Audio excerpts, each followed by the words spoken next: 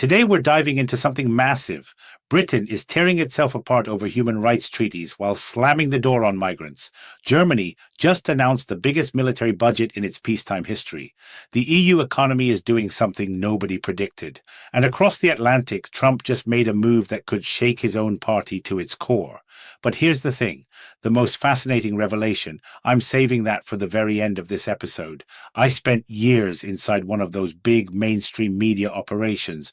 You know the ones, polished studios, corporate logos, editorial meetings, where the narrative got shaped before the facts even landed on the desk. I watched stories get bent, twisted, packaged to fit what someone upstairs wanted you to believe. So I walked away. Now I work independently. I answer to no one but you. And I tell you what actually matters, not what they want you to think matters. And speaking of what matters, if you value this kind of honest, no-strings-attached reporting, hit that like button, subscribe to this channel, and if you're able, please consider becoming a sponsor. We spend hours fact-checking every claim, cross-referencing sources, making sure we're not feeding you fake news or manufactured outrage. That work takes time, it takes resources, and it takes your support. And trust me, stick around until the end, because what I've got waiting for you there, you're not going to want to miss. Let's start in Britain, because right now it's becoming ground zero for a fight that could redefine what it means to be British, what it means to be European, and honestly, what human rights even look like in the 21st century. Nigel Farage, the man who practically invented Brexit, is back. And this time, he's not satisfied with just leaving the European Union. No, now he wants Britain out of the European Convention on Human Rights entirely. He's calling it Brexit 2.0, and he's turning it into a political firestorm. His party, Reform UK, is pushing this hard. They're saying the ECHR is a relic, that it ties Britain's hands, that it prevents the country from controlling its own borders, its own laws, its own destiny. Sounds familiar, right? But here's where it gets complicated. Critics are screaming that pulling out of the convention would gut Britain's international commitments. Worse, it could unravel the Good Friday Agreement, the fragile peace deal that ended decades of violence in Northern Ireland. That agreement is built on shared human rights protections. You start pulling threads, and the whole thing could come apart. Farage took this fight to Parliament, and he lost. The vote went against him. But if you think that's the end of it, you don't know Nigel Farage. He's already regrouping, already planning the next move. Meanwhile, the government is stuck in this awkward middle ground, trying to reform immigration law without actually tearing up the convention. And up in Scotland, they're threatening to block any move London makes in this direction. It's a constitutional mess, and it's only getting messier, but that's not even the half of what's happening with immigration right now. Because while Farage is fighting over treaties, the government is quietly implementing some of the harshest immigration rules Britain has ever seen. Starting in July 2025, if you want a work visa in the UK, you need to be earning at least £41,700 a year. Let me repeat that, £41,700. That's a massive jump, and it's deliberate. They're calling it a Trump-style immigration crackdown, and honestly, that comparison isn't far off. Family migration, even harder now. Medical workers, who were once a priority category, that pathway has been cut by 80%. 80%. And this is happening at a time when Britain issued 852,000 new visas last year, when asylum applications topped 111,000, and when the country just granted citizenship to a record-breaking 257,000 new Britons. The numbers are staggering, and the political response is equally extreme. The Home Secretary has said openly that he's prepared to tighten refugee entry even further. People are nervous, families are scared, and a whole generation of new citizens is wondering what kind of country they've just joined. Now, you might be asking yourself, why is all this happening now? What's driving this sudden lurch toward restrictionism? And here's where things get even more intriguing, because this isn't just about Britain. This is part of a much larger pattern we're seeing across the Western world. But before we get to that, let me paint you another picture. Imagine a building so iconic, so steeped in history that it's literally synonymous with democracy itself. I'm talking about the Palace of Westminster, home of the British Parliament, Big Ben, the House of Commons, the place where laws are made, governments rise and fall, where the fate of nations gets decided.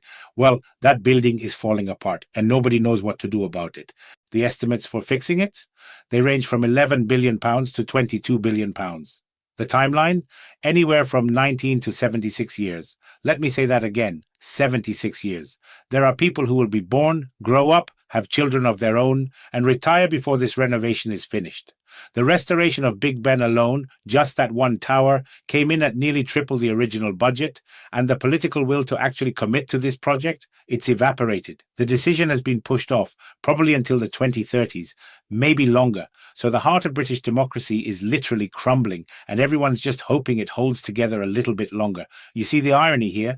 Britain is locked in these fierce debates about sovereignty, about control, about what kind of nation it wants to be. And meanwhile, the very building where those debates happen is collapsing. It's almost poetic, but let's zoom out. Because while Britain wrestles with its identity crisis, Europe is making some very different choices.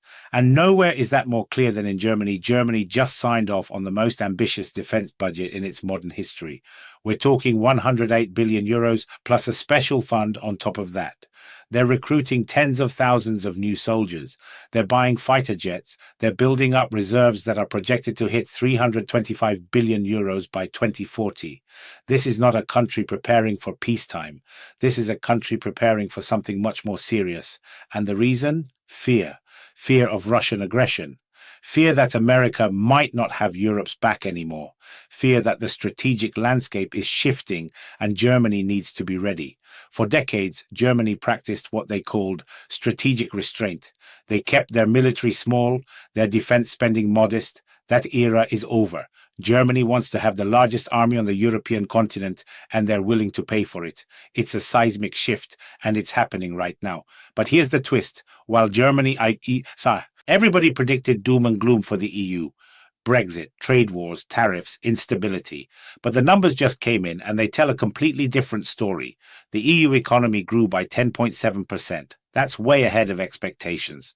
Exports surged in the first half of 2025. The euro is holding strong. Inflation is almost back to target levels. And analysts are forecasting even more growth heading into 2027. Some industries got hit by unexpected American tariffs, sure, but the EU adapted, they restructured their markets, they signed new trade deals, they protected key sectors. Europe is not collapsing, Europe is expanding, and that has massive implications for the global balance of power, which brings us across the Atlantic. Because while Europe is getting its act together, America is being America, and right now that means Donald Trump is making headlines again. After a firestorm of controversy, after heated debates, after intense pressure from multiple directions, Trump suddenly reversed course on something explosive. He now supports releasing the Epstein files, all of them, publicly. This is enormous. Jeffrey Epstein's case has been a black hole of speculation, conspiracy theories, and very real questions about power, corruption, and complicity at the highest levels. And now Trump is saying, let's put it all out there. That move is shaking the American political establishment. It's causing panic among Republicans who thought this issue was buried. And it's raising serious questions about what Trump knows, what he's willing to reveal, and what the consequences might be for everyone involved. But that's not the only way Trump is making waves. His administration just hit Europe with a new round of tariffs. And these aren't symbolic. These are serious, targeted economic strikes, hitting dozens of major European corporations. Analysts estimate this could cost the EU 0.5% of GDP. Companies are scrambling to revise their strategies, rethink supply chains, figure out how to navigate this new reality. It's economic warfare, and it's happening in real time. So let me bring this all together for you, because what we're watching right now is not just a collection of random news stories. This is a fundamental realignment of the Western world. Britain is tearing itself apart over immigration and human rights, trying to decide what kind of country it wants to be. Germany is militarizing at a pace we haven't seen in generations. The EU is proving far more resilient than anyone expected, and America is playing its usual chaotic game of tariffs, revelations, and political brinkmanship. But here's what most people are missing. All of these moves, all of these decisions, they're not happening in isolation. They're connected. Britain's immigration crackdown mirrors America's protectionism. Germany's military buildup reflects Europe's growing independence from the US. The EU's economic growth shows that the old assumptions about American dominance don't hold anymore. And Trump's Epstein gambit, that's about power, leverage, and control. Just like everything else the citizens caught in the middle of all this, They're the ones paying the price. Record asylum applications, record deportations, record defense spending, record economic uncertainty. Every political decision, every policy shift, every parliamentary vote, it ripples out into real lives. Families, workers, refugees, voters, they're all trying to navigate a world that feels like it's shifting under their feet. And that, my friends, is the state of play right now. Britain balancing between its past and its future. Europe building both its economy and its army. America dictating the rules of a global game that fewer and fewer countries want to play. The storm isn't over. In fact, it might just be getting started. If you found this valuable, if you want more of this kind of in-depth, independent analysis, do me a favor. Like this video, subscribe to the channel, drop a comment telling me what you think, and if you're able, consider sponsoring us. This work matters, and it only happens because of your support. Stay informed, stay engaged, and I'll see you in the next one.